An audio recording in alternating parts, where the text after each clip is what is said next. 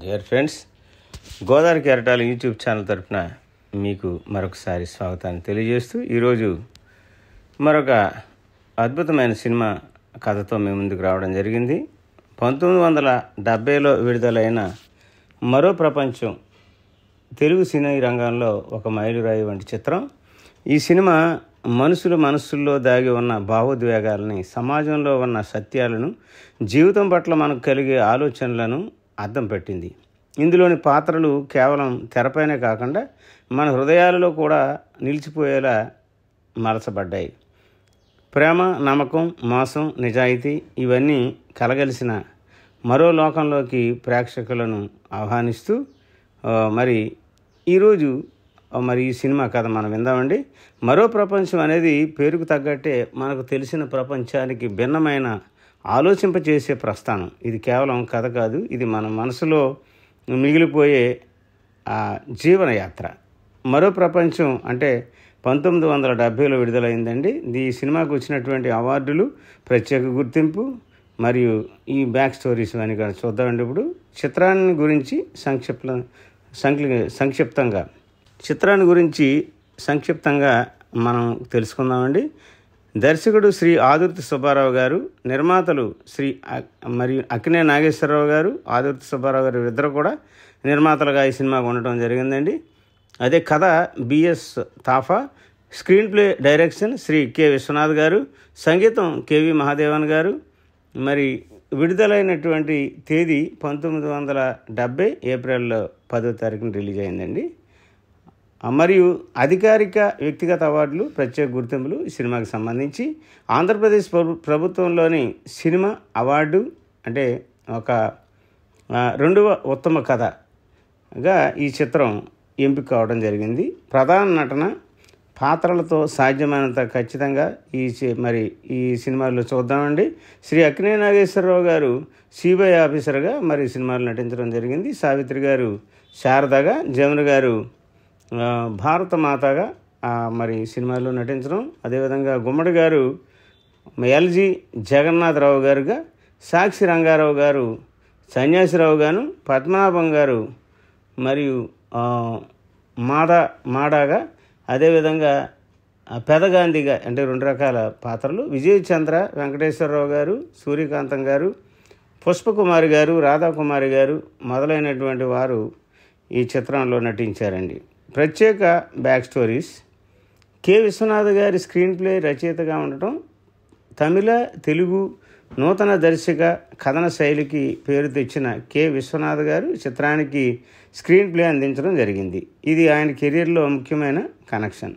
శ్రీశ్రీ గారు నాయకత్వ మరియు పద్యాల వినియోగం, పాటల పదాలు ప్రముఖ విశ్లేషక కవి శ్రీశ్రీ గారు రాశారు. చిత్రంలోని సామాజిక విప్లవాత్మక సందేశానికి శ్రీశ్రీ శైలి కూడా మనం చూడవచ్చు. ఏఎన్ఆర్ గారు, ఆదుర్తి సుబ్బారావు గారు సంయుక్త నిర్మాతగా, ప్రయోగాత్మక ఉద్దేశాలు. ఈ చిత్రం ఏఎన్ఆర్ మరియు ఆదుర్తి సుబ్బారావు కలిసి నిర్మించిన కీలక సందేశాత్మక, ప్రయోగాత్మక చిత్రాల్లో ఒకటి. ఈ జంట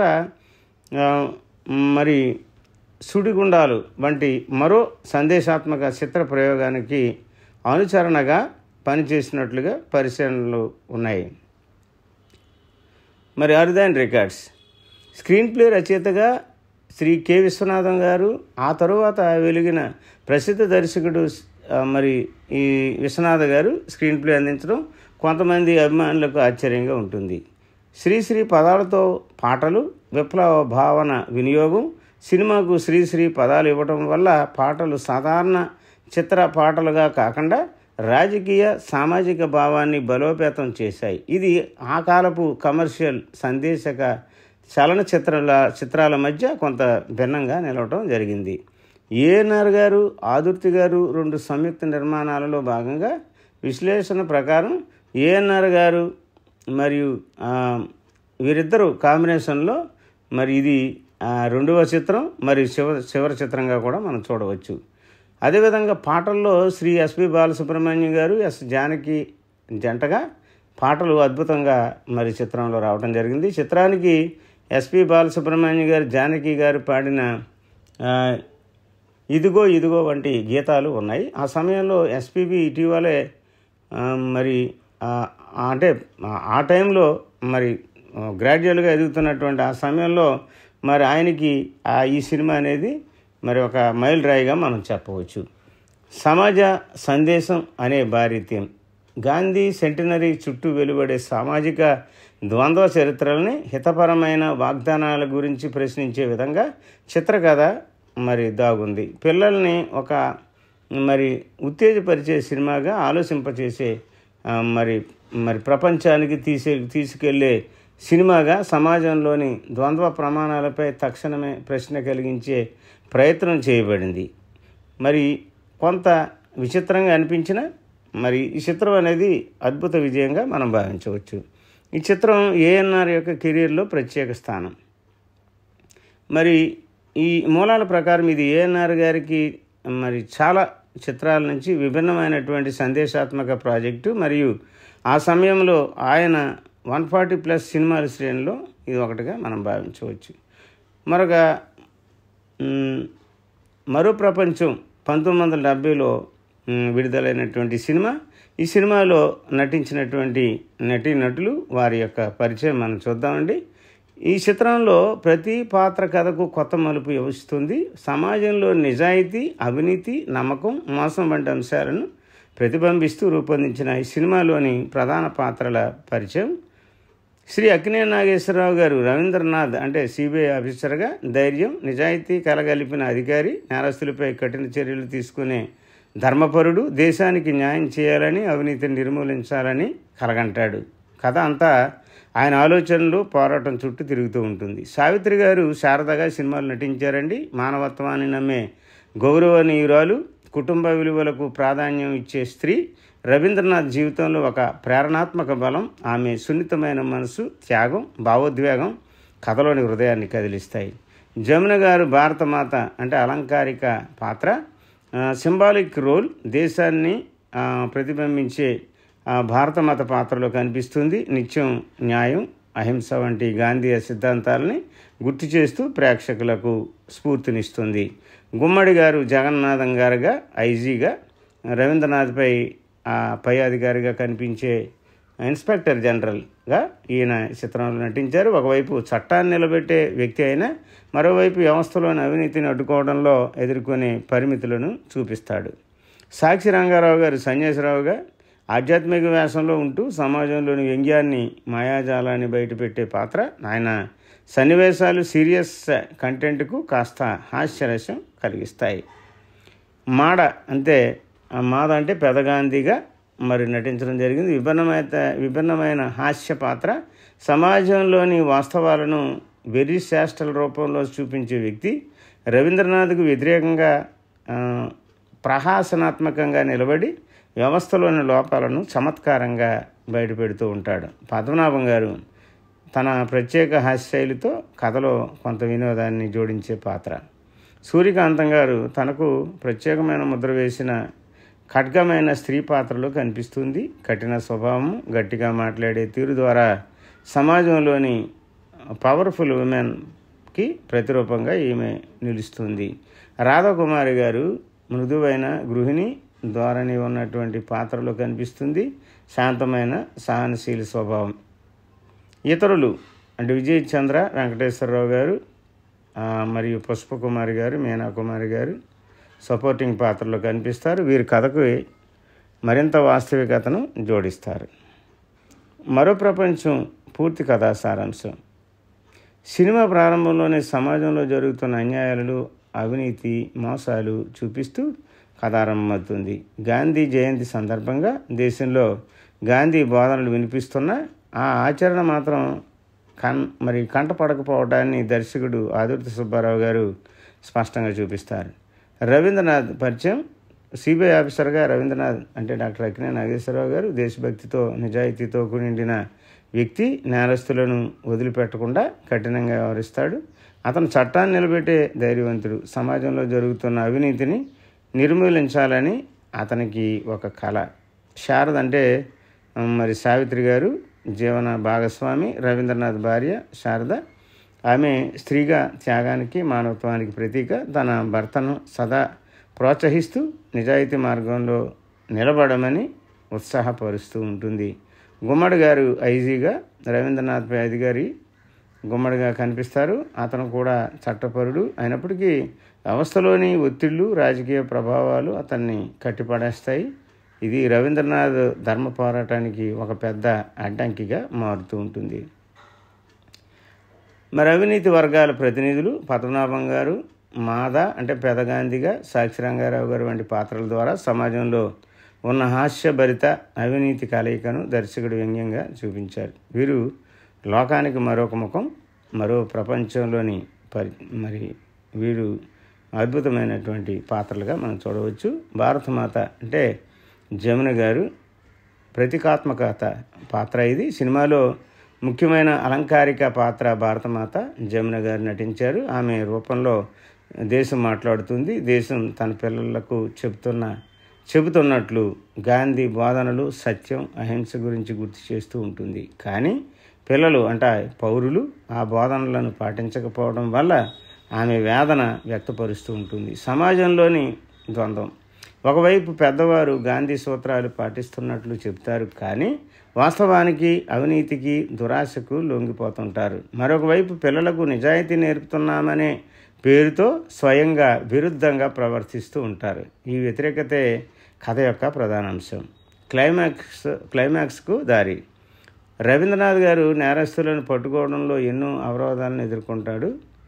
తన నిజాయితీ, ధైర్యంతో ప్రతి అడ్డంకిని అధిగమిస్తాడు. కానీ ప్రతిసారి అతనిని తన వ్యవస్థలోని అవినీతి బలగాలు కట్టిపడేస్తాయి. భారతమాత అనగా జమున గారి పాత్ర క్లైమాక్స్లో మరింత బలంగా నిలుస్తుంది. దేశం తన పిల్లలను సత్యం, న్యాయం మార్గంలో నడిపించమని పిలుపునిస్తుంది. మరి చివరికి రవీంద్రనాథ్ తన విధి నిర్వర్తనలో విజయవంతమవుతాడు. కానీ అదే సమయంలో సమాజంలోని అవినీతి పూర్తిగా నిర్మూలించలేమని వాస్తవం కూడా మరి ప్రేక్షకుడికి ఆలోచింపచేస్తుంది. మరో ప్రపంచం అనే శీర్షికకు తగ్గట్టుగానే ఇది మనం కనిపిస్తున్న ప్రపంచానికి భిన్నమైన, కానీ వాస్తవానికి మనమే నిర్మించుకున్న మరొక లోకం. మొత్తం మీద మరో ప్రపంచం 1970లో సినిమా కేవలం కథ కాదని ఒక సమాజ ప్రతిబింబం, ఒక ప్రజల ఆలోచనల పాఠంగా నిలిచింది. మరో ప్రపంచంలో మరి ఆ అనేకమైనటువంటి నెరేషన్స్ లేదా సన్నివేశాలు ఉన్నాయండి. వాటిలో కొన్ని సన్నివేశాలు మనం చూద్దామండి. మొదటి సన్నివేశంగా పాఠశాలల్లో పిల్లలు గాంధీ జయంతి పాట పాడుతున్నారు. మరి డైలాగ్ గురువు గారు ఈ విధంగా అంటారు: బిడ్డలారా, గాంధీ గారి మార్గం సత్యం, అహింస. ఆ మార్గం మీదే నడిస్తేనే మన దేశం నిజమైన స్వరాజ్యాన్ని పొందుతుంది అని అంటారు గురువుగారు. మరొక రెండవ సన్నివేశంలో రవీంద్రనాథ్ మొదటి ఎంట్రీ ఒక అవినీతి అధికారిని పట్టుకుంటాడు. డైలాగ్ రవీంద్రనాథ్ ఈ విధంగా అనటం జరుగుతుంది: చట్టం ముందు ఎవరు పెద్దవారు కారు, చిన్నవారు కారు, నేరం చేసిన వాడికి శిక్ష తప్పదు అనడం ఈ సన్నివేశంలో చూస్తాం. మరొక సన్నివేశంలో రవీంద్రనాథ్ భార్య శారదతో ఇంట్లో శారద డైలాగ్ ఈ విధంగా ఉంటుంది: నీ నిజాయితీ మార్గము నీ బలం రవి, కష్టాలు వచ్చినా వెనక్కి తగ్గవద్దు అనడం మనం ఈ సన్నివేశంలో చూడవచ్చు. మరొక సన్నివేశం ఐజీ జగన్నాథరావుతో సమావేశం. డైలాగ్ ఐజీ గారు ఈ విధంగా అంటారు: రవి, నీ ధైర్యాన్ని నేను అభినందిస్తున్నాను, కానీ రాజకీయ ఒత్తిళ్లు, ఉన్నత వర్గాల బలం ముందు మనం చాలాసార్లు చేతులు ఎత్తాల్సి వస్తుంది అనడం ఈ డైలాగులో చూడవచ్చు. మరొక సన్నివేశంలో సమాజ వ్యంగ్యం.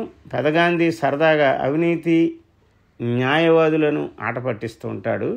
పెదగాంధీ డైలాగ్ ఈ విధంగా ఉంది: గాంధీ పేరు చెప్పుకుంటూ లంచం తింటే ఆ మహాత్ముని అవమానం కాదు మరి ఇంకేమిటంట అనడం దీంట్లో చూస్తాం. మరొక సన్నివేశంలో భారతమాత పాత్రలో జమున ప్రవేశం. పిల్లలకు బోధిస్తూ భారతమాత ఈ విధంగా ఉంటుంది: నా పిల్లలారా, నేను మీకు ఇచ్చింది సత్యం, నిజాయితీ, కానీ మీరు ఎందుకు ద్రోహం, దురాశ వైపు నడుస్తున్నారు అనడం ఈ సన్నివేశంలో చూడవచ్చు. మరొక సన్నివేశంలో రవీంద్రనాథ్ నేరస్తులను వెంబడిస్తూ యాక్షన్ సీక్వెన్సెస్.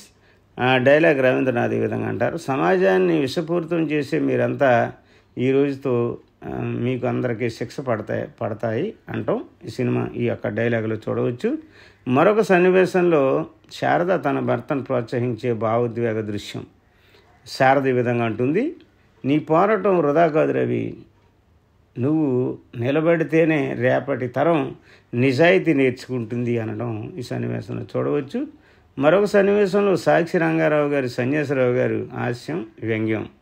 సన్యాసరావు గారు అంటారు, ఇంకా కొంతకాలం ఈ లోకంలో ఇలా సాగితే గాంధీ గారు తిరిగి వస్తారు, కానీ మనల్ని చూడగానే మళ్ళీ వెనక్కిపోతారనడం దీంట్లో ఈ సన్నివేశం చూడవచ్చు. ఓ సన్నివేశంలో ఐజీ జగన్నాథరావు రవీంద్రనాథ్ మధ్య క్లైమాక్స్, మరి ముందు టెన్షన్. ఐజీ గారు అంటారు, నువ్వు నీ మార్గం ఎంచుకున్నావు రవి, కానీ జాగ్రత్త, నీకు వ్యతిరేకంగా ఉన్న శక్తులు చాలా పెద్దవి అనడం ఈ డైలాగులో చూడవచ్చు. మరొక సన్నివేశంలో భారతమాత క్లైమాక్స్లో పిలుపు ఇస్తుంది. భారతమాత, నా పిల్లలారా, ఈ మురికి, ఈ అవినీతితో మీరు బతికితే మరో ప్రపంచమును ఎందుకు కొడుతున్నారు? నిజాయితీతో ధర్మంతో నిర్మించే ప్రపంచమే నన్ను గర్వపడేలా చేస్తుంది అనడం ఈ సన్నివేశంలో మనం చూడవచ్చు. సన్నివేశం ముగింపులో రవీంద్రనాథ్ విజయం సాధించిన సమాజంలో ఇంకా సమస్యలు మిగిలాయనే వాస్తవం చూపబడుతుంది. డైలాగ్ రవీంద్రనాథ్ ఈ విధంగా అంటాడు, నేరం ఒక్కరోజులో మాయం కాదు, కానీ మనం నిజాయితీ మార్గంలో అడుగు వేసిన ప్రతిసారి కొత్త ప్రపంచానికి పునాది వేస్తాం. మరి మరో ప్రపంచం ముగింపు. మరి చివరికి రవీంద్రనాథ్ డాక్టర్ అక్కినేని నాగేశ్వరరావు తన ధైర్యం నిజాయితీతో నేరస్తులను శిక్షిస్తాడు, కానీ ఆయన కళ్ళ ముందే ఒక చేదు సత్యం కూడా నిలుస్తుంది. సమాజంలో అవినీతి, మోసం, ద్వంద్వ చరిత్ర ఒక్కసారిగా మాయమయ్యే వ్యాధులు కావు అనటం మనం చూడవచ్చు. భారతమాత జముని గారు చివరగా ఇచ్చే పిలుపు నిజాయితీతోనే దేశం నిలుస్తుంది అనే సందేశం ఈ చిత్రానికి ప్రాణం. శారద సావిత్రి గారి త్యాగం, రవీంద్రనాథ్ ధర్మ పోరాటం, భారతమాత హితబోధ చేసి ప్రేక్షకుడిని ఒక ప్రశ్నను వేస్తుంది. మనము నిజాయితీతో ధర్మంతో కొత్త ప్రపంచం కట్టగలమా, లేకపోతే అవినీతితో మరో ప్రపంచమే కడతామా? అదే ఈ సినిమా మూల సారాంశం. మరో ప్రపంచం మరి ముగింపు మరి ఒక కథ మాత్రం కాదు, అది ప్రేక్షకుడి మనసులో నిలిచిపోయే సమాజపరమైన ఆలోచనకు పిలుపుగా మనం తీసుకోవాలి. డియర్ ఫ్రెండ్స్, ఇంతవరకు మరో ప్రపంచం అనే సినిమా కథను మీరు విన్నారు. మరిన్ని కథల కోసం మా గోదావరి కెరటాలు యూట్యూబ్ ఛానల్ని మీరు సబ్స్క్రైబ్ చేయాల్సిందిగా మిమ్మల్ని అందరినీ హృదయపూర్వకంగా కోరుకుంటూ థ్యాంక్ యూ ఫ్రెండ్స్.